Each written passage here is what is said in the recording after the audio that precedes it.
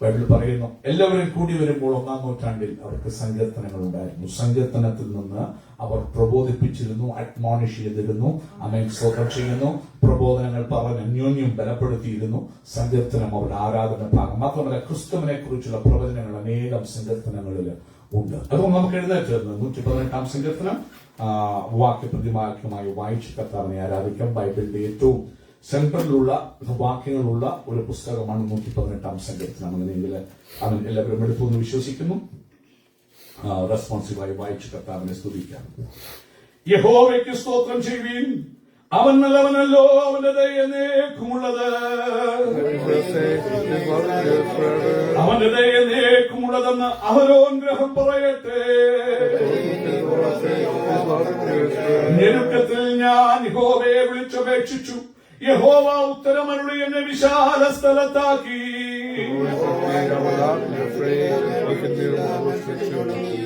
എന്നെ സഹായിക്കുന്നവരോടുകൂടെ യഹോവ എന്റെ പക്ഷത്തുണ്ട്. ഞാൻ എന്നെ പകയ്ക്കുന്നവരെ കണ്ടു രസിക്കും. പ്രഭുക്കന്മാരിൽ ആശ്രയിക്കുന്നതിനേക്കാൾ യഹോവയിൽ ആശ്രയിക്കുന്നത് നല്ലത്.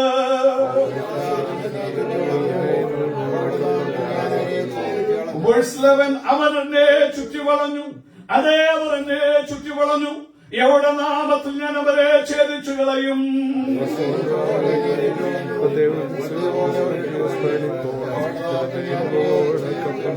ഞാൻ വീഴുവാൻ തക്കവണ്ണം നീ എന്നെ തള്ളി, എങ്കിലും യഹോവ എന്നെ സഹായിച്ചു.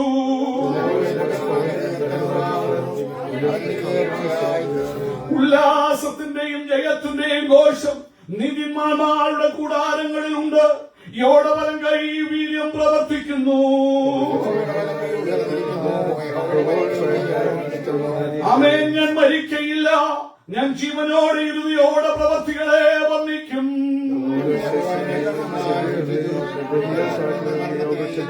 നീതിയുടെ വാതിലുകൾ എനിക്ക് തുറന്നു തരുവിൻ, ഞാൻ അവയിൽ കൂടി കടന്ന് യഹോവയ്ക്ക് സ്തോത്രം ചെയ്യോ. നീ എനിക്ക് ഉത്തരമരുളി എന്റെ രക്ഷയായി തീർന്നിരിക്കയാൽ ഞാൻ നിനക്ക് സ്തോത്രം ചെയ്യും. ഇത് യഹോവയാൽ സംഭവിച്ചു, നമ്മുടെ ദൃഷ്ടിയിൽ ആശ്ചര്യമായിരിക്കുന്നു. യഹോവയെ ഞങ്ങളെ രക്ഷിക്കണമേ, യഹോവയെ ഞങ്ങൾക്ക് ശുഭത നൽകണമേ.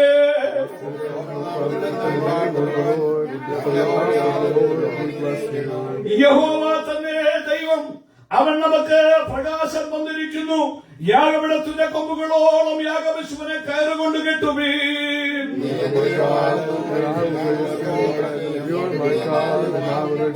അടുത്ത വാക്യം നമുക്ക് ചേർന്ന് പാടി അവനെ സ്തുതിക്കാം. യഹോവയ്ക്ക് സ്തോത്രം ചെയ്യുവീൻ, അവൻ നല്ലവനല്ലോ, അവന്റെ ദയ എന്നേക്കുമുള്ളതാകുന്നു.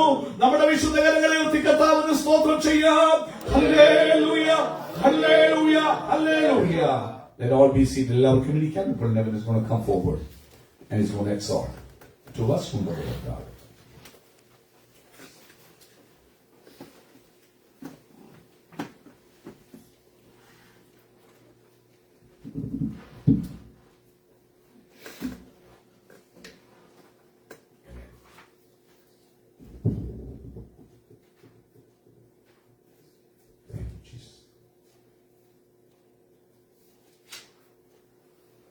Good morning, everyone.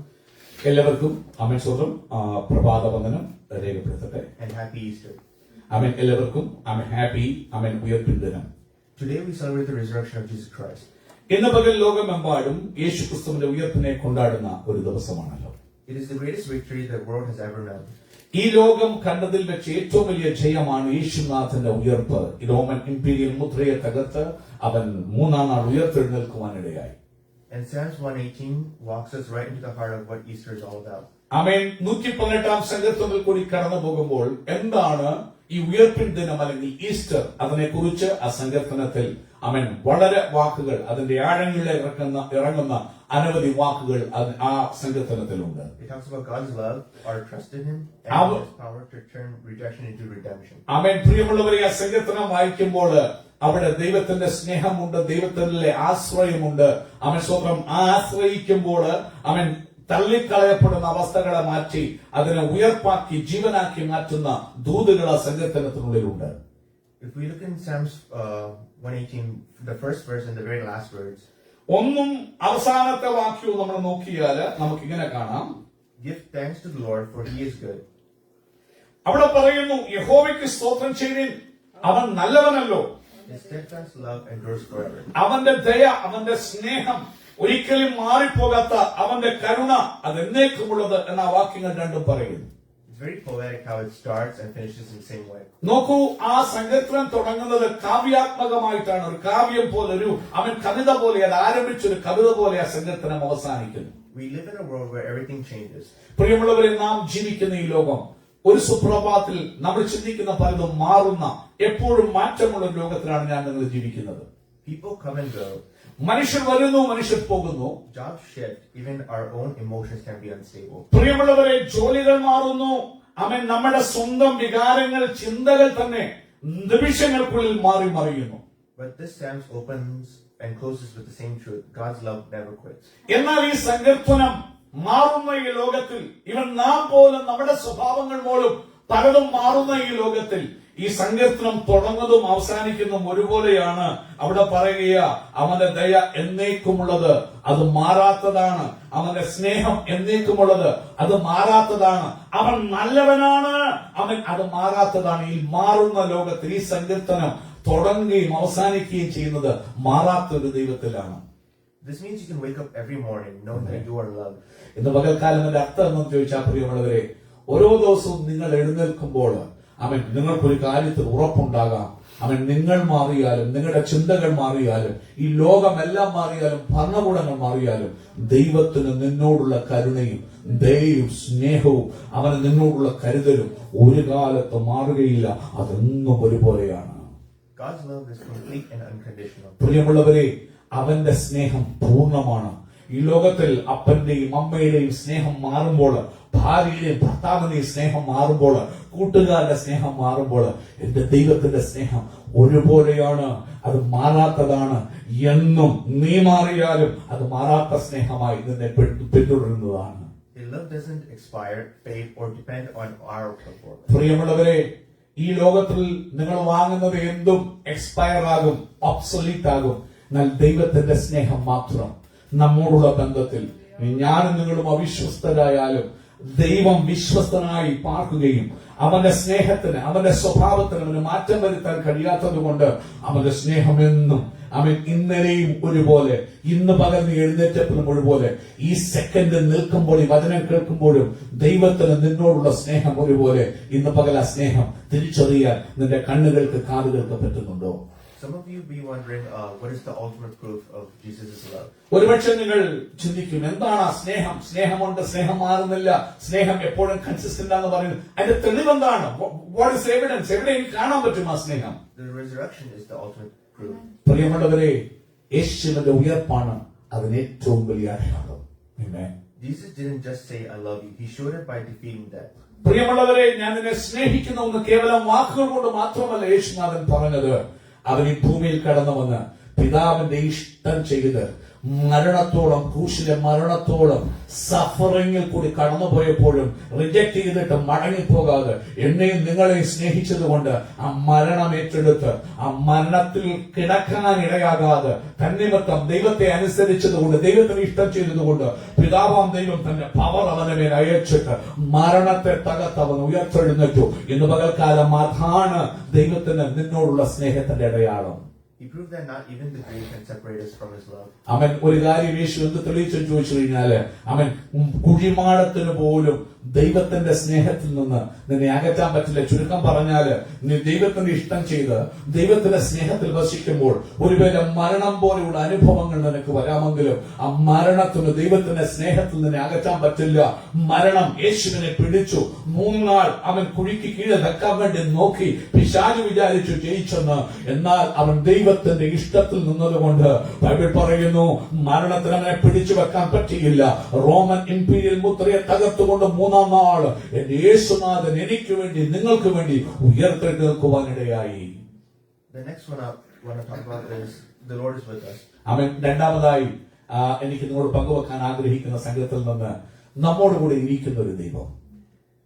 If we look at verses 6 to 7 and 13 to 14. 6 മുതൽ 7 വരെയും 13 മുതൽ 14 വരെയുള്ള വാക്യങ്ങൾ നമ്മൾ വായിക്കുമ്പോൾ, യഹോവ എന്റെ പക്ഷത്തുണ്ട്, ഞാൻ പേടിക്കുകയില്ല. മനുഷ്യൻ എന്നോട് എന്ത് ചെയ്യും? എന്നെ സഹായിക്കുന്നതോട് കൂടെ യഹോവ എന്റെ പക്ഷത്തുണ്ട്. ഞാൻ എന്നെ പായിക്കുന്നവരെ കണ്ടു രസിക്കും. 13-14. ഞാൻ വിടുവാൻ തക്കവണ്ണം നീ എന്നെ തള്ളി, എങ്കിലും യഹോവ എന്നെ സഹായിച്ചു. യഹോവ എന്റെ ബലവും എന്റെ കീർത്തനവുമാകുന്നു, അവൻ എനിക്ക് രക്ഷയായും തീർന്നു. ആമേൻ. Fear is our greatest enemy. ഒരു കാര്യം, ഭയമാണ് നമ്മുടെ എല്ലാവരുടെയും ഏറ്റവും വലിയ ശത്രു. അവൻ നമ്മൾ കഴിഞ്ഞ വർഷം പഠിച്ചു, സ്വർഗത്തിൽ എത്തണമെങ്കിൽ പറ്റാത്ത ആൾക്കാർ ഉണ്ടെങ്കിൽ അതിൽ ഫസ്റ്റ് ലിസ്റ്റിൽ പറയുന്ന ആൾക്കാരാണ് പേടിയുള്ളവർ. ഭീരുക്കൾ അവിടെ എത്തത്തില്ല, ഭയമുള്ളവർക്ക് അവിടെ എത്താൻ പറ്റുകയില്ല. ഭയം മനുഷ്യ സമൂഹത്തിന്റെ എന്റെയും നിങ്ങളുടെയും വലിയൊരു ശത്രുവാണ് ഭയം. Our fear could be the fear of failure, the fear of rejection, or the fear of the unknown. പലപ്പോഴും ആ ഭയം പലതായി നമ്മുടെ ജീവിതത്തിൽ കടന്നു വരും. പരാജയ ഭീതി എല്ലാവർക്കും. അവൻ തോൽക്കുന്നത് ആർക്കും ഇഷ്ടമല്ല. അവൻ സ്വന്തം ചെയ്യുന്നു. അതുപോലെ അവൻ മറ്റുള്ളവർ എന്നെ തള്ളിക്കളയുമെന്നുള്ള ആ ഭയം, അത് ആർക്കും ഇഷ്ടമുള്ള കാര്യമല്ല. Fear of rejection. third one? The fear of the unknown. അറിയാൻ വയ്യാത്തവയെ കുറിച്ചുള്ള ഭയം. ഉദാഹരണത്തിന്, കർത്താവേ എനിക്ക് ഇടത്തെ കൈക്കൊരു വലിയ പെയിന്, അത് ഹാർട്ട് അറ്റാക്ക് ആകുമോ അറിയത്തില്ല, പക്ഷേ you are just fearing about it.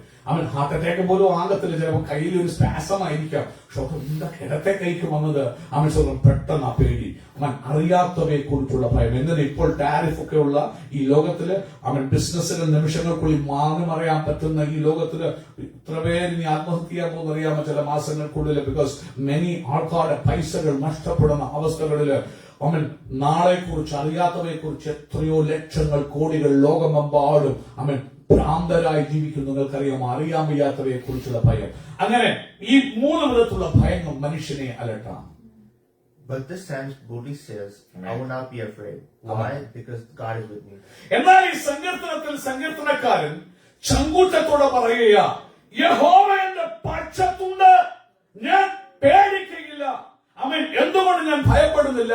അവൻ സ്വന്തം മനുഷ്യർ തള്ളുമെന്നുള്ള പേടിയോ പരാജയപ്പെടുമെന്നുള്ള പേടിയോ അറിയാത്തവയെ കുറിച്ചുള്ള പേടിയോ എനിക്കില്ല. കാരണം എനിക്കറിയാം, എന്റെ വലത്തുഭാഗത്ത് നിൽക്കുന്ന, എന്റെ കൂടെ നിൽക്കുന്ന, എന്റെ കൈ പിടിക്കുന്ന അവൻ ഉയർത്തെഴുന്നേറ്റ കർത്താവ് എന്നോട് കൂടെ ഉള്ളപ്പോൾ ഭയം എനിക്കില്ല. Some people that we know in the Bible that had fear were Noah, Jonah, and Peter. നമ്മൾ ദൈവത്തിനെല്ലാം നോക്കുമ്പോൾ ഭയമുണ്ടായിരുന്ന ചില വ്യക്തികളെ നോക്കുകയാണെങ്കിൽ കാണാൻ കഴിയും. നോഹയെ കാണാം, യോനയെ കാണാം, പത്രോസിനെ കാണാം. ഭയത്തിൽ കൂടി കടന്നുപോയ ചിലർ. Noah was fearful for his family because he didn't want them to die. He also didn't want his villagers, like people that he lived with, to also die. അവൻ അവിടെ നിന്ന് കാണുമ്പോൾ നോഹയെ കുറിച്ച് കാണുമ്പോൾ ദൈവം പറഞ്ഞു, അവൻ ജലപ്രളയം വരാൻ പോകുന്നു. അവൻ ബൈബിൾ പറയുന്നു, അവൻ ഭയഭക്തി പൂണ്ടു. കാരണം ഭയം വന്നു. ഭയം അത് ട്രസ്റ്റായി, ദൈവത്തിൽ ആശ്രയമായി മാറി. പക്ഷെ അവൻ അനുസരണത്തിലേക്ക് പോയിട്ട് പെട്ടകമുണ്ടാക്കി. എന്തിനാ? തനിക്കും തന്റെ കുടുംബത്തിന്റെയും തന്റെ പ്രസംഗം കേൾക്കുന്ന ആരെങ്കിലും ഉണ്ടെങ്കിൽ അവരുടെ രക്ഷയ്ക്ക് വേണ്ടിയും അവൻ പെട്ടകം തീർത്തുവെന്ന് കാണുന്നു. അവിടെയും ഒരു ഭയം വന്നു. പക്ഷെ ഭയം ഭക്തിയായി മാറിയ നോഹയെ കാണാം. അവൻ നമുക്ക് ബൈബിളിൽ കാണാൻ കഴിയും. And then Jonah, who also didn't want to go to preach, and he decided to go the other direction. അവൻ അടുത്തതായി കാണുന്നത് ഒരു യോനയെ കാണാം. അവൻ സ്വന്തം 2 രീതിയിൽ അതിനെ ഇന്റർപ്രിറ്റ് ചെയ്യുന്നവരുടെ പ്രസംഗിക്കുമ്പോൾ, അവിടെ ചെന്നാൽ നൊട്ടോറിയസ് പീപ്പിൾ ആണ്, അവര് ഉപദ്രവിക്കുന്നുള്ള ഭയത്താൽ ഓടിപ്പോയ യോനയാണെന്ന് പറയുന്നവരുണ്ട്. അങ്ങനെയല്ല, ഈ ജനത്തെ അവർ രക്ഷയിലേക്ക് വരല്ല, അവന്റെ ഫിയർ ഇവർ രക്ഷയിലേക്ക് വരുമെന്നുള്ള പേടിയായിരുന്നു. അതുകൊണ്ട് അവരോട് പ്രസംഗിക്കത്തില്ല എന്ന് പറഞ്ഞ് ഓടിപ്പോയ യോനയെ നമുക്ക് കാണാൻ കഴിയും. ഭയം ഗ്രസിച്ച ഒരു യോനയെ നമുക്ക് കാണാൻ കഴിയും. And then third was Peter, when he rejected Jesus 3 times in favor of getting caught. അടുത്തതായി കാണാം പത്രോസിനെ. വഴി വിട്ട് ദൂരം വിട്ട് പിൻപറ്റിയ ഒരു പത്രോസ്. ഒരു കാര്യം എപ്പോ തോന്നണം, യേശുവിനെ ഡിസ്റ്റൻസ് വെച്ച് നീ അനുഗമിക്കല്ലേ, അവന്റെ കൂടെ നടക്കണം. എന്നാ മാത്രമേ അവനെ തള്ളിപ്പറയാതിരിക്കത്തുള്ളൂ. പക്ഷെ അകലം വിട്ടൊരു പുതപ്പൊക്കെ മൂടി അകലം വിട്ടി പത്രോസ് പുറകെ പോയി. എന്ത് പറ്റി? അവനും ഭയത്തിലായി. അവനെ പിടിച്ചപ്പോൾ അവനെ ആ വേലക്കാരി കണ്ടു, പിന്നെ വേറൊരു ദാസൻ കണ്ടു. ഇവൻ അവനോട് കൂടി ഉള്ളവെന്ന് പറയുമ്പോൾ ഭയം ഗ്രസിച്ചിട്ട് അവൻ യേശുവിനെ തള്ളിപ്പറയുകയും ആണയിടുകയും യേശുവിനെ പ്രാകുകയും ചെയ്യുന്ന ഒരു പത്രോസിനെ കാണാൻ കഴിയും. Whatever we are walking through, health struggles, financial pressure, or uncertainty, Psalms 118 reminds us, we are not alone. God is on our side. ഇന്ന് പകൽക്കാലം ഒരുപക്ഷെ അവരുടെ കൂട്ടത്തിൽ നമ്മുടെ പേര്, എന്റെ പേര്, നമ്മുടെ എല്ലാവരുടെയും പേര് ചേർക്കാൻ പറ്റത്തില്ലേ? ഞാൻ നിങ്ങളിന്ന് പല ഭയങ്ങൾ കൂടെ പോവുകയല്ലേ?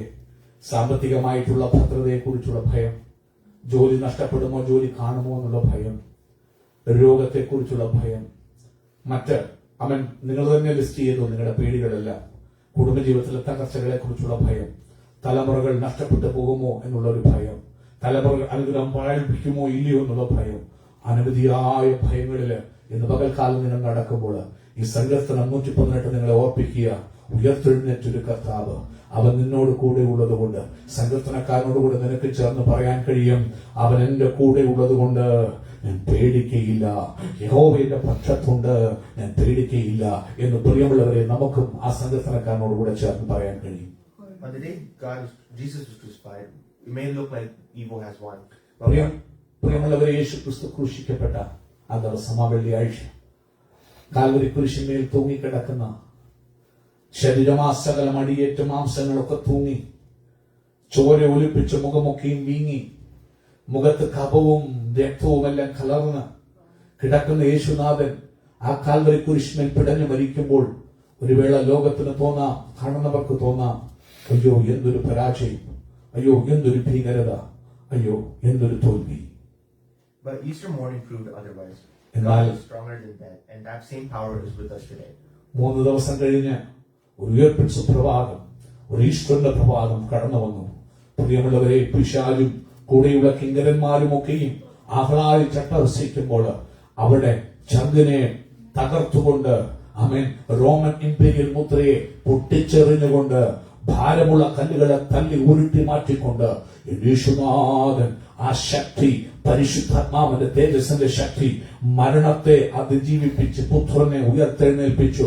അവൻ ഇന്ന് പകൽക്കാലം അത് എന്നോട് നിങ്ങളോട് പറയുന്നത്, നിങ്ങൾ ഏത് ഭയത്തിന്റെ ഉള്ളിലാണേലും, ഏത് പ്രശ്നങ്ങൾക്കുള്ളിലാണേലും, ലോകമോ പിശാചോ നിങ്ങളോട് ഏതു രീതിയിൽ പോരാടുന്ന രീതിയിൽ നിങ്ങൾ കഷ്ടങ്ങൾ കൂടി പോകുന്നവരാണേലും, അവൻ ഇത് ഓർപ്പിക്കുന്ന ഒരു കാര്യം, ഉയർപ്പിക്കുന്നൊരു ഈസ്റ്റർ ഉണ്ട്, ഉയർപ്പിന്റെ ഒരു സുപ്രഭാതമുണ്ട്.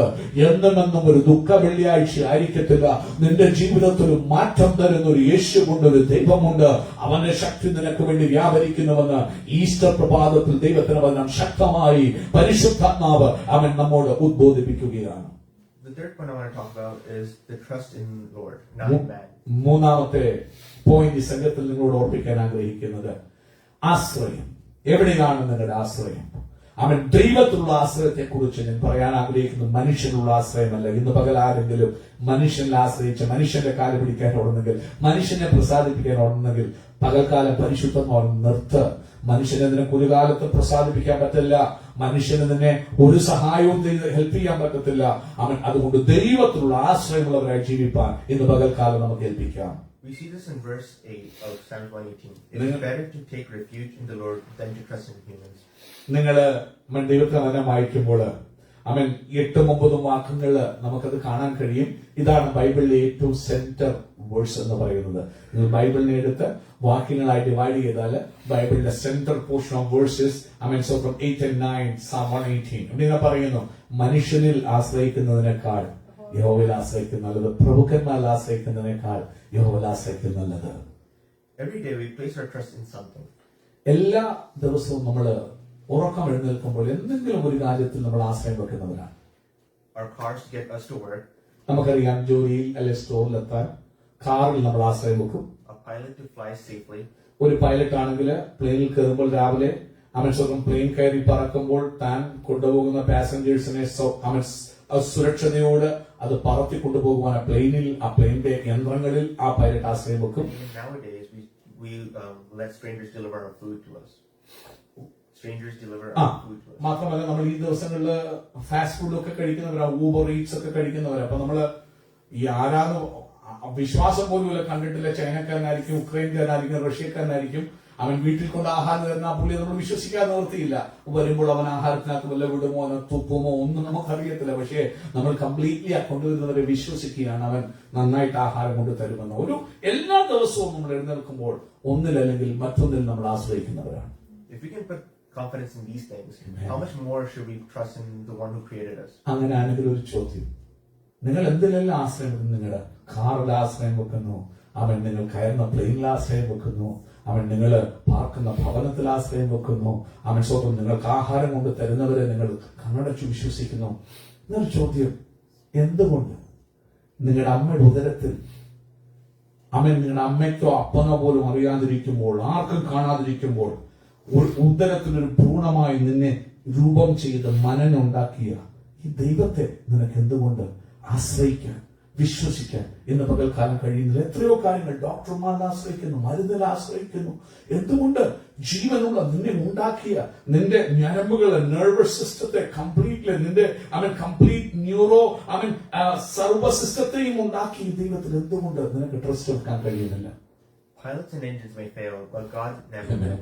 ഇന്ന് പകൽക്കാലം ഒരു കാര്യം ഓർക്കണം, പൈലറ്റുമാർ പരാജയപ്പെടും. നമ്മൾ കണ്ടല്ലോ എത്രയോ പൈലറ്റുമാരുടെ ഇറകൾ കൊണ്ട് ഈ അടുത്തിടകൾ എത്രയോ പേരാ മരിച്ചിരിക്കുന്നത്. എഞ്ചിനുകൾ ഫെയിൽ ചെയ്യും, എഞ്ചിനുകൾ പ്രവർത്തിക്കാൻ ഇതുകൊണ്ട് എത്രയോ പേരാ മരിച്ചു മൺമറയും നമ്മുടെ കണ്ണിന് മുന്നിൽ ഫിലദൽഫിയയിൽ പോലും നാം കാണാനിടയായി തീർന്നത്. എഞ്ചിനുകളും പൈലറ്റുമാരും പരാജയപ്പെടും, എന്നാൽ നിന്നെ ഉണ്ടാക്കിയ ദൈവം, ഉയർത്തെഴുന്നേറ്റ സ്വർഗത്തിലെ ദൈവം, അവൻ ഒരു കാലത്തും പരാജയപ്പെടുന്നവനല്ല. എന്തുകൊണ്ട് നിന്റെ ആശ്രയം ഈ ദൈവത്തിൽ വെച്ചുകൂടാ? Easter is God's loud declaration of "You can trust me." Jesus defeated death so that we could live, not in fear but in faith. പ്രിയമുള്ളവരെ, ഈസ്റ്റർ എന്ന് പറയുന്ന ലോകം കൊണ്ടാടുന്ന ഈസ്റ്റർ, ഇത് ഒരു ദിവസത്തേക്കുള്ള ആചാരമായിട്ട് അത് മാറല്ലേ, അത് റിച്വലിസ്റ്റിക് ആയി. യേശു hates it. God hates to the core. ഒരു ദിവസത്തെ കൊണ്ടുവന്ന് വീണ്ടും അവനെ ക്രൂശിക്കുക, അടക്കുകയും ചെയ്യുന്ന പരിപാടി, ഉയർപ്പിക്കുകയും ചെയ്യുന്ന പരിപാടിയില്ലത്. ഉയർപ്പെന്നുള്ളത് എവറി മൊമെന്റ് എവറി ഡേ എന്റെ ജീവിതത്തിലായിരിക്കണം. ഈസ്റ്ററിന്റെ സന്ദേശം എന്താണെന്നറിയാമോ? മരണത്തെ തകർത്ത് ഉയർത്തെഴുന്നേറ്റ എന്റെ കർത്താവ്. ഏറ്റവും utmost fear of A person is death. ഈ ഭൂമിയിൽ മനുഷ്യന് ഏത് ഭയവും അകലുന്നൊരു കാര്യമാണല്ലോ. മരണം കഴിയുമ്പോൾ പിന്നെ വേറെ ഒന്നുമില്ല, പിന്നെ പേടി, ഏറ്റവും വലിയ ഭയം മരണമാണ്. എന്നാൽ ആ മരണത്തെയും തകർത്തന്റെ യേശുനാഥൻ ഉയർത്തെഴുന്നേറ്റെങ്കിൽ ഈസ്റ്റർ സഹോദര സഹോദരി നിന്നോട് പറയുന്നൊരു കാര്യം എന്താണെന്നറിയാമോ? ഇന്ന് പകൽ നീ അനേകരെ ഭയപ്പെടുക, മനുഷ്യരെ ഭയപ്പെടുന്നു, ഭർത്താവിനെ ഭയപ്പെടുന്നു, വീട്ടുകാരെ ഭയപ്പെടുന്നു. Come on, stop it. അത് നിർത്ത്. മരണത്തെ തകർത്ത് ഉയർത്തെഴുന്നേൽപ്പിക്കാൻ കഴിവുള്ള ദൈവത്തിൽ നീ ആശ്രയം വെക്ക്. ഭാര്യയിലോ ഭർത്താവിലോ മക്കളിലോ നീ മനുഷ്യനെ ഭയപ്പെടുന്ന നിർത്ത്. ദൈവത്തിന് വേണ്ടി ധീരതയോട് ജീവിക്കാൻ നീ ഹൃദയം വെക്ക്. കാരണം ആ കർത്താവ് പറയും, ഈസ്റ്റർ എന്ന് പറയുന്ന ഏത് മരണത്തെയും തകർത്തെഴുന്നേൽപ്പിക്കാൻ കഴിവുള്ളവനാണ് അവൻ. നീ ആശ്രയിക്കുന്ന ഉയർത്തെഴുന്നേറ്റ യേശുനാഥൻ എന്ന് ഈസ്റ്റർ ദിവസം നിങ്ങളോട് പറയുന്നു. Next, I would like to go and look at Psalms 118 verses 22 and 23.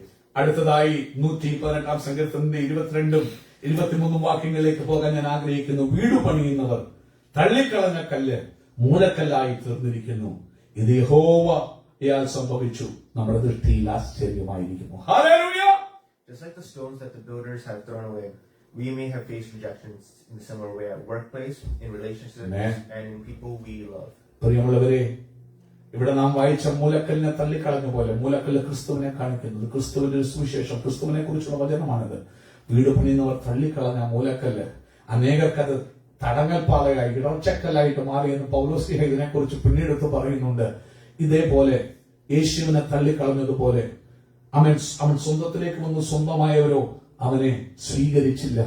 Rejection, അവൻ തള്ളിക്കളയുന്ന ഭയത്തിൽ എന്റെ വീട്ടുകാർ തള്ളുമോ, എന്റെ ഭർത്താവ് തള്ളുമോ, എന്റെ ഭാര്യ തള്ളുമോ, എന്റെ മക്കൾ തള്ളുമോ, ഇല്ല എന്റെ വീട്ടുകാർ തള്ളുമോ, സ്വന്തം ചെയ്യുന്നു. അങ്ങനെ റിജക്ഷന്റെ പേരിൽ ജീവിക്കുന്ന ആരെങ്കിലും ഉണ്ടെങ്കിൽ ഇന്ന് പകൽ ഈ വചനം നിങ്ങളോടും സംസാരിക്കുകയാ. Hallelujah. God does his best work with what the world throws away. ഒരു കാര്യം ഓർക്കണം, എന്റെ ദൈവത്തിന്റെ പദ്ധതി തള്ളിക്കളയതിനെ എടുത്ത് ഉപയോഗിക്കുന്നതിനാണ് എന്റെ യേശു. തള്ളപ്പെട്ടതിനെ, ലോകം വലിച്ചെറിഞ്ഞതിനെ എടുത്തുപയോഗിക്കുന്നവന്. അതുകൊണ്ട് ഒരു കാര്യം ഓർത്തോ, നിന്നെ റിജക്ട് ചെയ്യുമ്പോഴാ ദൈവത്തിന് നിന്നെ ഉപയോഗിക്കാൻ പറ്റുന്നത്. അതുകൊണ്ട് റിജക്ഷന്റെ പേടിയാൽ നീ അവരോട് ചേർന്ന് പോകാതെ സത്യവചനത്തെ അനുസരിപ്പാൻ യേശുവിനെ വിശ്വസിച്ച് മുന്നോട്ട് ധീരതയോട് ചൂടുവെച്ചാൽ ഒരു പക്ഷെ തള്ളുമായിരിക്കാം, പക്ഷെ തള്ളുന്നതിനെ എടുത്തുപയോഗിക്കുന്ന ഒരു കർത്താവുണ്ട് കേട്ടോ. He built something eternal out of what others dismiss. മറ്റുള്ളവർ തള്ളിക്കളയുന്നതിനെ എടുത്തിട്ട് നിത്യമായ ഒന്നാക്കി, ഒരിക്കലും തകരാത്ത ഒന്നാക്കി പണിയാൻ കഴിവുള്ള ഒരു ദൈവമുണ്ട് എന്ന് 118 സങ്കീർത്തനം എന്നോട് നിങ്ങളോട് പറയുന്നു. Like Pastor said, Jesus is the best cornerstone example that we could see. ഈ ഏറ്റവും തള്ളപ്പെടുന്നതിനെ കുറിച്ചുള്ള ഏറ്റവും വലിയ ഉദാഹരണം ആരെയും തേടിപ്പോണ്ട, പുത്രനെ തേടിപ്പോയവനെ. അവനെ എല്ലാവരും തള്ളിയില്ലയോ? അവന്റെ വീട്ടുകാർ മാത്രമല്ല, ഇവന്റെ അമ്മ പോലും റിജക്ട്. കാരണം മറ്റുള്ള മക്കളെ നോക്കാൻ പോകുന്നു, അവനെ നോക്കാൻ പോകുന്നു. അവൻ എന്നും ലോൺലി ആയിരുന്നു, ഒറ്റയ്ക്കായിരുന്നു. അവന് സപ്പോർട്ട് ആരുമില്ലായിരുന്നു. അത് മാത്രമോ, കൂടെ വന്ന ശിഷ്യന്മാരോ 3.5 വർഷം കൂടെ കൊണ്ടുവന്ന് നടന്ന് അവർക്ക് ആഹാരം കൊടുത്തു, എല്ലാം കൊടുത്തു. കൂടെ അവനെ ആറിക്കടന്ന് അപ്പഞ്ചാറ് മുക്കിക്കൊടുത്തു. എല്ലാവരും അവനെ തള്ളിയില്ലയോ?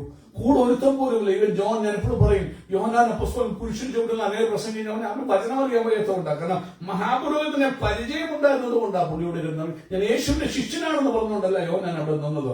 അവിടെ നിന്നിരുന്നെങ്കിൽ അന്നേരം തന്നെ അവരവനെ ഉപദ്രവിച്ചേനെയും. അവിടെ നിൽക്കാനേ സമ്മതിക്കത്തില്ലായിരുന്നു. യേശുവിന്റെ കൂടെയുള്ളവനാന്ന് കാണിക്കാതെ മഹാപുരോഹിതന്റെ ഫ്രണ്ടാണെന്നുള്ള രീതിയിൽ അതിനകത്ത് കയറിക്കൂടിയതാ യോഹന്നാൻ. എന്ന് പകൽക്കാലം അങ്ങനെ എല്ലാവരും അവനെ തള്ളി. ശിഷ്യന്മാരെല്ലാവരും ഇട്ടേച്ചു പോയി. റിജക്ഷനുള്ള ഏറ്റവും വലിയ ഉദാഹരണമാ എന്റെ യേശു. ഇന്ന് പകൽക്കാലം ഈ ഉയർപ്പിന്റെ ദിവസം നിന്നെ ഓർപ്പിക്കുന്ന, ഈസ്റ്റർ ഓർപ്പിക്കുന്ന ഒരു കാര്യം, തള്ളിക്കളഞ്ഞാലും തള്ളിക്കളയാത്തൊരു ദൈവം. അനുഗ്രഹിക്കപ്പെട്ട നല്ല വചനത്തിനായി സ്തോത്രം. തള്ളിക്കളഞ്ഞാലും, ലോകം തള്ളിക്കളഞ്ഞാലും, വീട്ടുകാർ തള്ളിക്കളഞ്ഞാലും, കൂട്ടുകാർ തള്ളിക്കളഞ്ഞാലും, സ്വന്തക്കാർ തള്ളിക്കളഞ്ഞാലും, ഈസ്റ്റർ നിന്നെ ഓർപ്പിക്കുന്നത് തള്ളിക്കളയാത്തൊരു സ്വർഗം. Hallelujah. See this in Matthew 21 verses 42. Mathai സുവിശേഷം 21-ാം അധ്യായത്തിന്റെ 42-ാമത്തെ വാക്യം ആരെങ്കിലും എടുത്തൊന്ന് വായിക്കാം. മത്തായി സുവിശേഷം 21-ാം അധ്യായത്തിന്റെ 42-ാമത്തെ വാക്യം. Jesus said to them, "Have you never read in the scriptures, the stone that the builders rejected has become the cornerstone? This was the Lord's doing, and it is marvelous in our eyes." ആമേൻ. അവിടെ യേശുനാഥൻ ഉദ്ധരിക്കുന്ന വചനഭാഗം നിങ്ങൾ വായിച്ചിട്ടില്ലേ? വീട് പണിയുന്നവർ തള്ളിക്കളഞ്ഞ കല്ല് മൂലക്കല്ലായി തീർന്നിരിക്കുന്നു. ഇത് യഹോവയാൽ സംഭവിച്ചു. നമ്മുടെ ദൃഷ്ടിയിൽ സങ്കീർത്തനം എന്തുകൊണ്ടാണ് നമ്മൾ വായിക്കുന്നത്? സങ്കീർത്തനത്തിനാണ് പുത്രനെ കുറിച്ചുള്ള ദൂതം. അതുകൊണ്ട് 1-ാം നൂറ്റാണ്ടില് ശിഷ്യന്മാർ കൂടി വരുമ്പോൾ സങ്കീർത്തനങ്ങൾ വായിച്ച് അങ്ങോട്ടും ഇങ്ങോട്ടും പ്രബോധിപ്പിക്കുക. എന്തൊരു വലിയ മെസ്സേജ് അതിനകത്തോട് വരുന്നത്. അഡ്മോണിഷ്മെന്റ്. അവൻ പ്രിയനവൻ ആദ്യമായിട്ട് ആ സങ്കീർത്തനം സംസാരിക്കുന്നത്. പക്ഷെ God can use വചനത്തിന്റെ ശക്തി, അതിന്റെ ആഴം ഇന്ന് പകൽക്ക് ആരെ ഏൽപ്പിച്ചു കൊടുക്കുന്നു അവരുപയോഗിക്കുന്ന ഒരു വചനം നോക്കൂ. അവിടെ നമുക്ക് വായിക്കാൻ കഴിയും യേശുനാഥൻ പറഞ്ഞ വാക്കുകൾ. Another one was Acts 4 verses 11. അപ്പോസ്തല പ്രവൃത്തി 4:11 എടുത്ത് വായിക്കുമോ? അപ്പോസ്തല പ്രവൃത്തി 4:11. This is the stone rejected by the builders, Amen. which has become the cornerstone. ഇവിടെ പത്രോസ് വിളിച്ചു പറയുകയാ, വീട് പണിയുന്നവരായ നിങ്ങൾ യഹൂദന്മാരെ നോക്കി, പുരോഹിതന്മാരെ നോക്കി, ന്യായശാസ്ത്രന്മാരെ നോക്കി അവരെ പിടിച്ചപ്പോൾ ഉപദ്രവിക്കാൻ. കാരണം ആ ദേവാലയത്തിൽ ഉണ്ടായിരുന്ന അവരെ സൗഖ്യമാക്കി അവർ സുവിശേഷം പ്രചരിപ്പിക്കുന്നതിന് കാരണത്താൽ അവരെ ശിക്ഷിക്കാൻ വേണ്ടി പിടിച്ചപ്പോൾ അവർ ഭയപ്പെടാതെ അവരുടെ മുഖത്ത് നോക്കി. അതുകൊണ്ട് ഓർക്കണം, യേശുവിന് വേണ്ടി നീ ഒറ്റപ്പെടും, നിന്നെ പിടിക്കും, നിന്നെ തള്ളിക്കളയാൻ പുരോഹിതന്മാർ ന്യായശാസ്ത്രം പിടിക്കും. ധൈര്യത്തോടെ നിന്നോണം. അവരുടെ മുഖത്ത് നോക്കി പറയും, വീട് പണിയുന്നവരായ നിങ്ങൾ. അവൻ പുരോഹിതന്മാർ, നിങ്ങൾ വീട് പണിയുന്നവരാ, നിങ്ങൾ ചർച്ച് പണിയുന്നവരാ, നിങ്ങൾ തള്ളിക്കളഞ്ഞു വചനത്തെ. മൂലക്കല്ലായ യേശുവിനെ നിങ്ങൾ തള്ളിക്കളഞ്ഞു. വീട് പണിയുന്നവരായി നിങ്ങൾ തള്ളിക്കളഞ്ഞ കോണിന്റെ മൂലക്കല്ലായി തീർന്ന കല്ല് യേശു തന്നെ എന്ന് അവർ ധൈര്യത്തോടെ പ്രസ്താവിക്കുന്നു. We could also look at Ephesians 2 verses 20. അതുപോലെ എഫെസ്യ ലേഖനം 2:20 വാക്യം നമുക്ക് വായിക്കാം.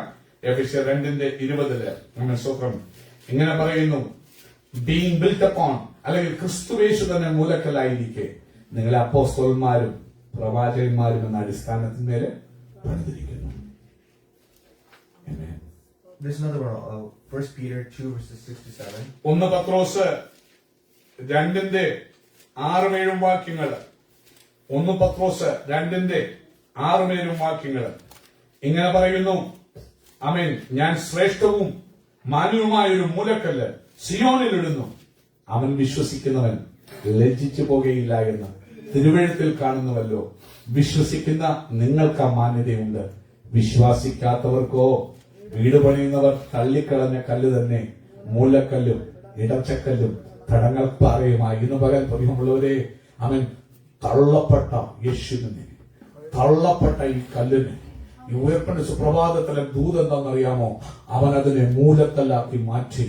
അനേകർക്ക് അത് ഇടച്ചക്കല്ലായി, തടങ്ങൽ പാറയായി. ഇന്ന് പകൽക്കാലം വചനത്തെ തള്ളിക്കളയുന്ന ഏത് സഭയാണെങ്കിലും, അത് ഏത് വ്യക്തിയാണെങ്കിലും, നിങ്ങൾ യേശുവിനെ തള്ളിക്കളയുന്നത്, മനുഷ്യനെ അല്ല. അവിടെ ആ വചനത്തിലേക്ക് നമ്മൾ come back to the world. ആദിയിൽ വചനം ഉണ്ടായിരുന്നു, വചനം ആമേൻ ദൈവത്തോടു കൂടിയായിരുന്നു, വചനം ദൈവമായിരുന്നു. അതുകൊണ്ടാണ് നമ്മള് ട്രഡീഷൻസിൽ കൂടുതൽ ആശ്രയം വെക്കത്തില്ല. കാരണം മനുഷ്യന് തെറ്റുപറ്റും. നമ്മൾ കണ്ടു, മനുഷ്യൻ തെറ്റും, മനുഷ്യൻ മാറും. മാറാത്തത് വചനം മാത്രമേ ഉള്ളൂ. ആകാശത്തിനും ഭൂമിക്കും ആകാശവും ഭൂമിയും മാറിയാലും വചനത്തിന് വള്ളിക്കോ പുള്ളിക്കോ എന്ത് ചെയ്തില്ല. അതുകൊണ്ടാണ് നമ്മൾ 1-ാം നൂറ്റാണ്ടിൽ, അത് പിന്നീട് 2nd സെഞ്ചുറിയിലോട്ട് നമ്മൾ അതിലൊന്നും നമ്മൾ ആശ്രയം വെക്കുന്നില്ല. Going back to the root word. എന്തിനാ? ഞങ്ങൾക്ക് ആ വചനത്തിൽ നിൽക്കണം. പരിശുദ്ധാത്മ വെളുത്തിയ, പരിശുദ്ധാത്മ ആദ്യം വന്ന കാലഘട്ടത്തിൽ പരിശുദ്ധാത്മം എങ്ങനെ നടത്തി, അത് പിന്നീട് മനുഷ്യൻ വന്ന പല കാര്യങ്ങൾ, അവരുടെ ട്രഡീഷൻസ്, അവരുടെ അന്നത്തെ കൾച്ചർ, പല കാര്യങ്ങളൊക്കെ കേട്ടാൻ നോക്കി. നമുക്കതൊന്നും വേണ്ട. നമുക്ക് വേണ്ടത് ഒറിജിനലായി സ്നേഹന്മാർ എന്ത് പഠിപ്പിച്ചു. അതുകൊണ്ടാണ് ബൈബിൾ, ബാക്ക് ടു ബേസിക് നമ്മൾ വായിച്ചു നോക്കുന്നത്. കാരണം അതേ ഉള്ളൂ. വേറെ എല്ലാം മനുഷ്യൻ മായം ചേർക്കും. ഒരാൾ പ്രസംഗിക്കുമ്പോൾ ആ വിഷയം അവതരിപ്പിക്കാൻ പല കാര്യങ്ങൾ അതിന് സപ്പോർട്ടായിട്ട് പറയും. അത് പിൽക്കാലത്ത് പലതും പഠിപ്പിച്ചു കാണും. എന്നാൽ അന്ന് ഉണ്ടായ 1-ാം നൂറ്റാണ്ടിൽ എഴുതിയിരുന്ന ആ വചനത്തിലേക്ക് നമുക്ക് കടന്നു പോകുമ്പോൾ കർത്താവ് ആ വചനം അതിനെ കാണിക്കും. എന്നാൽ അനേകർക്ക് ഈ വചനം തടങ്ങൽ പാറയ. ഈ വചനം വായിക്കുമ്പോൾ വചനത്തിൽ എഴുതിയിട്ടുണ്ടെങ്കിലും അത് ചെയ്യാൻ പോകാതെ പാരമ്പര്യം പറയുന്നത് ചെയ്യാൻ വേണ്ടി പോകുക. അനേകർക്ക് ഇത് രക്ഷ. ഇന്നും രക്ഷിക്കപ്പെടാത്ത അനേകർ. എന്തുകൊണ്ടാണ് രക്ഷിക്കപ്പെടാത്തത്? ആ പാരമ്പര്യത്തിൽ അത് പറയുന്നില്ല. ഇത് വചനത്തിൽ പറയുന്നുണ്ട്. ഇത് അവർക്ക് ഇടർച്ചയാണ്. എന്നാൽ വിശ്വസിക്കുന്ന നിങ്ങൾക്ക് ഇത് ജീവനാ, ഇത് നിങ്ങൾക്ക് ശക്തിയാ, ഇത് നിങ്ങളെ സ്വന്തം അനുഗ്രഹിക്കുന്ന വചനമാ. അതുകൊണ്ട് നോക്കൂ, തള്ളപ്പെട്ടതിനെ നോക്കണമെങ്കിൽ ഏറ്റവും നല്ല ഉദാഹരണം യേശുവാണ്. എന്നാൽ ബൈബിൾ പറയുന്നു അനേകർക്ക് അത് തടങ്ങൽ പാറയായി മാറുമ്പോൾ യേശുക്രിസ്തുവിനെ ബൈബിൾ പറയുന്നു ദൈവം അവനെ മൂലക്കല്ലാക്കി മാറ്റി. ലോകം തള്ളി, വീട്ടുകാർ തള്ളി, നാട്ടുകാർ തള്ളി, സകലവും തള്ളിയെങ്കിലും ദൈവം അവനെ എന്താക്കി മാറ്റി? ഓർത്തോണം. അതുകൊണ്ട് തള്ളപ്പെടുമെന്നുള്ള ഭീതിയിൽ ഒരിക്കലും നിങ്ങൾ വചനത്തിന് വേണ്ടി നിൽക്കാതിരിക്കരുത്. ഇല്ലെങ്കിൽ ഞാൻ സിംഗിൾ ഔട്ട് ആകുമോ, ഞാൻ ആരും ഇല്ലാത്ത, ഡോണ്ട് ബി ഫ്രെയ്ഡ്. വചനത്തിന് വേണ്ടി നിൽക്കാൻ വരുമ്പോൾ എല്ലാം പോയാലും യേശുവിന് വേണ്ടി നിന്നോണം. ലോകം തള്ളിയതുപോലെ നിനക്ക് തോന്നാം. ഒരു ഫ്രൈഡേ, ദുഃഖ വെള്ളിയാഴ്ച പരാജയം പോലെ തോന്നാം. ഉണ്ടൊരു 3-ാം ദിവസം, ഈസ്റ്ററിന്റെ ദിവസം, ഉയർപ്പിന്റെ ദിവസം. എന്റെ ദൈവം സകല ലോകം കെട്ടിയ കെട്ടുകളെ പൊട്ടിച്ച് നിന്നെ ഉയർത്തി. ബൈബിൾ പറയുന്നു സകല നാമത്തിനും മേലായ പിതാവിന്റെ വലത്ത് മോസ്റ്റ് ഹൈയസ്റ്റ് പ്ലേസിൽ നിനക്കൊരു സീറ്റ് തരുന്ന ഒരു ദിവസം. ഹല്ലേലൂയ. വചനം കത്തയ്യ, വചനം വരുമ്പോൾ അറിയാതെ കത്തി പോകും. ഈ വചനത്തിന്റെ ഒരു പ്രത്യേകത, ദൂതുകൾ നമ്മുടെ ഉള്ളിലേക്ക് ഒഴുകി വരും. When you are the Holy Spirit, when you hear the word, it will just നോക്കണം. ആ പിതാവിന്റെ വലത്ത് ഭാഗത്ത് ഇരിക്കാൻ എനിക്ക് നിങ്ങൾക്ക് ഓപ്പർച്യൂണിറ്റി ഉണ്ടെന്നും അല്ലേ? 70 മക്കളുടെ അമ്മ ഒന്ന് ചോദിക്കുക, കർത്താവേ ഒരുത്തനെ നിന്റെ ഇടത്തും ഒരുത്തനെ, അമ്മയുടെ ആഗ്രഹം, ഒരുത്തനെ നിന്റെ വലത്തും ഇരുത്തണം. യേശു പറഞ്ഞു അത് എന്റെ പിതാവിന്റെ കയ്യിൽ ഇരിക്കുക. അർത്ഥം എന്തുവാ? ആ ഹൈയസ്റ്റ് പ്ലേസിൽ നിന്ന് നീ റിജക്റ്റഡ് ആയിരിക്കാം. അപ്പനും അമ്മയും നിന്നെ റിജക്ട് കാണാം, ഭർത്താവ് നിന്നെ റിജക്ട് ചെയ്ത് കാണാം, നിന്റെ കമ്മ്യൂണിറ്റി നിന്നെ റിജക്ട് ചെയ്ത് കാണാം, നീ ഒറ്റയ്ക്കായിരിക്കും, ആരും നിന്റെ ഉള്ളിലായിരിക്കാം. പക്ഷെ നീ വിശ്വസ്തനായി അവനെ മുറുകെ പിടിച്ച് ജീവിച്ചു. നിന്റെ ഭാര്യയും ഭർത്താവും എല്ലാവരും തള്ളിക്കളയട്ടെ, നിന്നെ ആരും അണ്ടർസ്റ്റാൻഡ് ചെയ്യാതിരിക്കട്ടെ. നീ വചനത്തെ മുറുകെ പിടിച്ചോണം. വചനം വിട്ടിട്ട് അത്തോട്ടോ വലത്തോട്ടോ മാറല്ലേ, വചനത്തെ ആദരിച്ചോണം. ഒരു ദിവസമുണ്ട് നല്ലവനും വിശ്വസ്തനുമായ ദാസനെ എന്ന് പറഞ്ഞിട്ട് നിന്നെയും അവനോട് കൂടി ഇരുത്തുന്നൊരു ദിവസം. ഉയർപ്പിന്റെ ദിവസത്തിന്റെ ദൂത് അതാകട്ടെ. ഇന്ന് പകൽ നീ സിംഗിൾ ഔട്ട് ആണേലും എന്നും അങ്ങനെ ആയിരിക്കില്ല. ഒരു ദിവസമുണ്ട്, പ്രതിഫലം തരുന്നൊരു ദിവസം. അന്ന് ലോകം കാണുക, നിന്നെ നിന്ദിച്ചവർ കാണുക, നിന്നെ ചവിട്ടി തേച്ചവരെ കാണുക, നിന്നെ ആദരിക്കുന്ന ഒരു ദിവസമുണ്ട്. All these 5 verses point out that Jesus is the cornerstone. പ്രിയമുള്ളവർ, ഈ 5 വാക്യങ്ങളും തള്ളപ്പെട്ട യേശുവിനെ ദൈവം എന്താക്കി മാറ്റി? മൂലക്കല്ലാക്കി മാറ്റിയെന്ന് അവൻ കാണിക്കുന്നു. It says that the cornerstone is the most important part of the church. നിങ്ങൾക്കറിയാം, ഏതൊരു കെട്ടിടത്തിന്റെയും ഇമ്പോർട്ടന്റ് കാര്യം എന്ന് പറഞ്ഞാൽ അതിന്റെ മൂലക്കല്ലാണ്. സഭയെ സംബന്ധിച്ച് മൂലക്കല്ല് വളരെ പ്രധാനമായിട്ടുള്ള ഒരു കാരണമാണ്. ആ മൂലക്കല്ലിന്മേലാണ് സഭ പണിയപ്പെട്ടിരിക്കുന്നത്. But I want us to have Jesus Christ as our cornerstone in our lives. പ്രിയമുള്ളവരെ, ഒരു കാര്യം നിങ്ങളെ ഓർപ്പിക്കട്ടെ, നമ്മുടെ ജീവിതത്തിലും മൂലക്കല്ല് യേശുവാകട്ടെ. പലപ്പോഴും പല ചർച്ചകൾ തെറ്റായി പഠിപ്പിക്കുന്നുണ്ട്. പത്രോസേ നീ പാറയാകുന്നു എന്നും പറഞ്ഞിട്ടില്ല, നീ പത്രോസ് ആകുന്നു എന്നേ പറഞ്ഞുള്ളൂ. പാറ കഷ്ണം. ഈ പാറയിൽ ഞാൻ ഒരു സഭയെ പണിയും. ആ പാറ ക്രിസ്തുവാണ്. അത് തെളിയിക്കാൻ ബൈബിൾ വായിച്ചു പോകണം. എന്നാൽ പാരമ്പര്യം വന്നപ്പോൾ പത്രോസ് ആകുന്ന പാറമേൽ സഭ പണിയപ്പെട്ടു എന്ന് അവരങ്ങാക്കി. കാരണം ഈ വചനം വായിച്ചു വന്നപ്പോൾ തിരിച്ചറിവിൽ വായിക്കാൻ കഴിയാഞ്ഞത് കൊണ്ട് പിന്നീട് വരുമ്പോൾ പൗലോസ്ലീഹയും ബാക്കിയുള്ളവർ എന്തിന് പത്രോസ് തന്നെ പറയുന്നുണ്ട്, മൂലക്കല്ല് ക്രിസ്തു എന്ന് പറയുന്നത്. നമ്മൾ പത്രോസ് ഇപ്പൊ വായിച്ചു. പത്രോസ് ഉൾപ്പെടെ പറയാം മൂലക്കല്ല് ക്രിസ്തു എന്ന് പറയുമ്പോൾ അല്ലോ പത്രോസേ നീ പാറയാകും, ഈ പാറമേൽ നിന്ന് സഭ പഠിപ്പിക്കുക. ട്രഡീഷന്റെ പുറകെ ഓർഡർ എന്ന് പറയുന്നത് ഇതാ. Hold on to word. നോക്കണം, ഇവിടെ നാം കാണുന്നു തള്ളക്കട്ട കല്ലാണെങ്കിലും ആ കല്ലിന്മേലാണ് ദൈവം സഭയെ പണിതത്. അതേപോലെ നമ്മുടെ പണിയും ആ മൂലക്കല്ലിന്മേലാകട്ടെ. തള്ളപ്പെട്ട യേശുവാകുന്ന മൂലക്കല്ല്. നിങ്ങൾ പോകുന്ന സമൂഹം പലതും പറയാം, ഇതും പറയാം, അതും പറയാം. പറയണം, നോ, തള്ളപ്പെട്ട യേശുവാണ് എന്റെ അടിസ്ഥാനം. ഹല്ലേലൂയ. തള്ളപ്പെട്ട, ലോകം തള്ളിയ, വീട്ടുകാർ തള്ളിയ, നാട്ടുകാർ തള്ളിയ, രക്തബന്ധങ്ങൾ തള്ളിയ യേശുവാണ് എന്റെ അടിസ്ഥാനം. ആ കല്ലിന്മേൽ നമ്മുടെ ജീവിതം പണിയപ്പെടുവാൻ ഇടയാകട്ടെ. The last point I want to make today is rejoice in every day. അടുത്തതായി അവസാനമായി ഈ സത്യത്തിൽ ഒരു കാര്യം കൂടെ പറയാൻ ആഗ്രഹിക്കുന്നത്, എല്ലാ ദിവസവും നിങ്ങൾ സന്തോഷിക്കണം. That comes from verse 24 of Psalms 118. 114 വാക്യത്തില് നമുക്കത് വായിക്കുവാനായിട്ട് കഴിയും. This is the day the Lord has made. Let us rejoice and be glad in it. ഇത് യഹോവയുണ്ടാക്കിയ ദിവസം ഇന്ന് നാം സന്തോഷിച്ച് ആനന്ദിക്കുക. There are many days we don't feel like rejoicing. പ്രിയമുള്ളവരെ, നമ്മുടെ ജീവിത യാനത്തിൽ, നമ്മുടെ യാത്രയിൽ പല ദിവസങ്ങൾ കടന്നു വരുമ്പോൾ സന്തോഷിക്കാൻ ഒട്ടും കഴിയാത്ത ദുഃഖങ്ങൾ ഹൃദയത്തെ തകർക്കുന്ന, എത്ര ആഗ്രഹിച്ച് പ്രാർത്ഥിക്കാൻ നോക്കിയാലും സന്തോഷിക്കാൻ കഴിയാത്ത അനവധി ദിവസങ്ങൾ നമ്മുടെ ജീവിതയാത്രകളിൽ കാണാം. Maybe we were tired, ഒരുവേള നിങ്ങൾ തളർന്നവരായിരിക്കാം, discouraged, നിരുത്സാഹപ്പെട്ടവരായിരിക്കാം. or burdened by the guilt. ഒരുപക്ഷെ പാപബോധം നിങ്ങളെ ഭരിച്ചിട്ട് നിങ്ങളുടെ ആ കുറ്റബോധം സന്തോഷിക്കാൻ കഴിയാത്ത അവസ്ഥകൾ നിങ്ങളെ ആക്കി കാണാം. The psalmist understood that they cry out to the Lord with great raw emotion. സങ്കീർത്തനക്കാരൻ നല്ലവണ്ണം അത് മനസ്സിലാക്കുമായിരുന്നു. അവർ വളരെ ഹൃദയ വേദനയോട് പച്ചയായി ദൈവത്തോട് അലറിക്കരയുമായിരുന്നു. But they always ended in praise. Always ended in praise. എന്നാൽ ആ കരച്ചിൽ എപ്പോഴും ദൈവത്തിലേക്ക് അടുത്തു വന്നുള്ള കരച്ചിലായതുകൊണ്ട് ആ കരച്ചിൽ മാറി സന്ധ്യയെങ്കിൽ കരച്ചിൽ വന്ന് രാപാർക്കും ഉഷസ്സിലോ ആനന്ദഘോഷം വരുന്നു എന്ന് പറഞ്ഞ പോലെ ആ കരച്ചിൽ ഒരു ആരാധനയായിട്ട്, സ്തുതിയായിട്ട് മാറുന്ന അനുഭവങ്ങൾ സങ്കീർത്തനക്കാരനുണ്ടായിരുന്നു. When we feel low, do not fake joy. അതുകൊണ്ടൊരു കാര്യം പറയട്ടെ പ്രിയമുള്ളവരെ, നിങ്ങൾ തളരുമ്പോൾ കള്ളത്തില് മുഖത്ത് സന്തോഷം ഇടാൻ നിങ്ങൾ ശ്രമിക്കേണ്ട. Be honest with God. ദൈവത്തിന് ബാങ്ക് ഹോണസ്റ്റ് ആകുക. വന്ന് ഉടയുന്നോ തോൽവി കാര്യം നീ ബ്രേക്ക് ചെയ്യും. ആൾക്കാർ ഇത് പറയോ അവൻ കരയുന്നതിനാ പാപബോധം കൊണ്ട്. ആൾക്കാരെന്നും പറയട്ടെ, നീ ദിവസനീ വരുമ്പോൾ അത് ആരാധന എന്ന് പറയുന്ന ഇടം മനുഷ്യരെ നോക്കാനായിട്ടുള്ള ഇടമാവല്ലേ. അവിടെ പുത്രൻ വന്നിട്ടുണ്ട്, ഇന്ന് പകൽ യേശു നമ്മുടെ മധ്യത്തിലുണ്ട്, അവന്റെ സാന്നിധ്യമുണ്ട്, തൂത് ശക്തിയോട് ഒഴുകുന്നുണ്ട്, നമുക്കത് അറിയാം. അവൻ നമ്മുടെ മധ്യത്തിരിക്കും. അവന്റെ മുമ്പിൽ നീ ഉടയെ, നീ കരയെ. മനുഷ്യരെന്തും ചിന്തിക്കോട്ടെ, നീ കണ്ണീര് ഒഴുക്കുമ്പോൾ നിന്നെ കാണുന്ന ഒരു സ്വർഗം ഇവിടെയുണ്ട്. അവൻ നിന്റെ കണ്ണുനീരിനെ സന്തോഷമാക്കി മാറ്റുന്ന ഒരു ദൈവമാണ്. Tell God how you feel. ഇന്ന് പകൽ വരുമ്പോൾ നീ തളർന്നവനായിരിക്കാം, സന്തോഷിക്കാൻ പ്രാപ്തിയില്ലാത്തവനായിരിക്കാം. എങ്ങനെ നീ അനുഭവപ്പെടുന്നു തുറന്ന് ദൈവത്തോട് പറയാം. And as you talk to him, he will give you a reason to be happy. അങ്ങനെ നീ തുറന്ന് പറയുമ്പോൾ പൊള്ളയില്ലാതെ, പൊയ്യില്ലാതെ, പൊയ്മുഖമില്ലാതെ ദിവസനയില് കർത്താവേ എനിക്ക് സന്തോഷിക്കാൻ പറ്റുന്നില്ല, പാസ്റ്റർ പറയുന്നത് സന്തോഷിക്കും, പക്ഷെ എന്റെ ഉള്ളം വല്ലാതെ കരയുന്നു, നീ തുറന്ന് പറയാം. അപ്പോൾ ദൈവം നിനക്കും സന്തോഷിക്കാൻ അവസ്ഥകൾ ഒരുക്കും.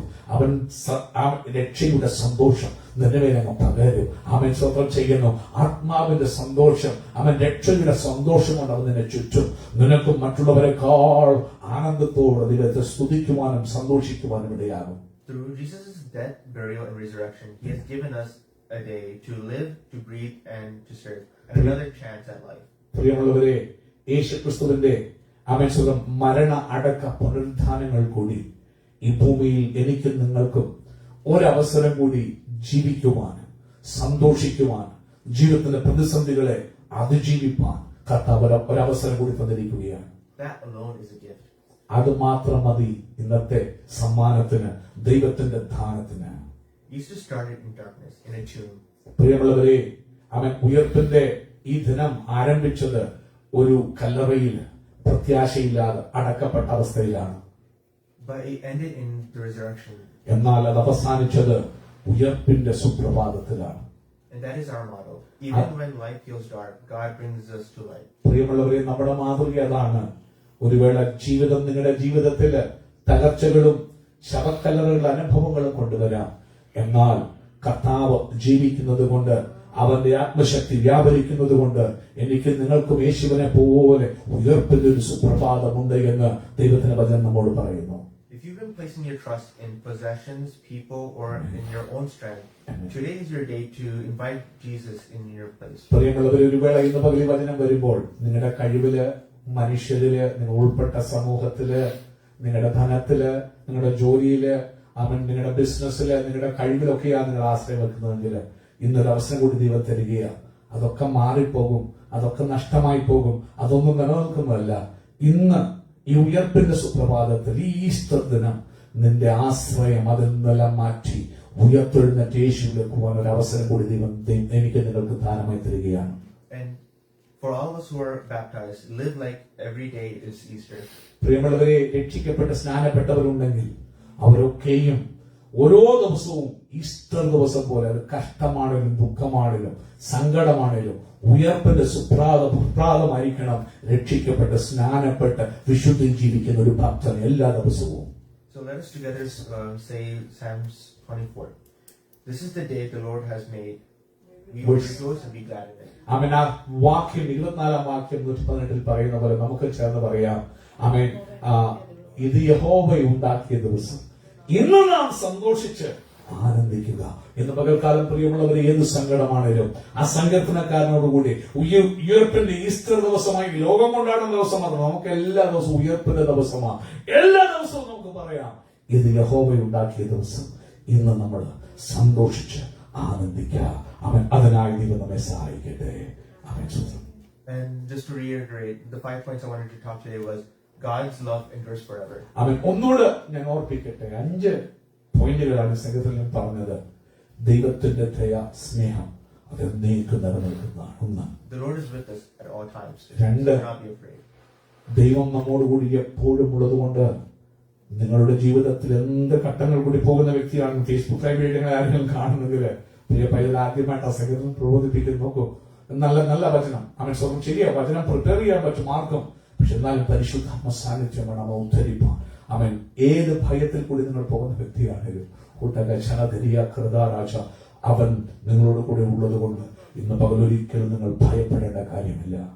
Trust in the Lord and not in man. 3. ദൈവത്തിൽ ആശ്രയം വെക്കുക.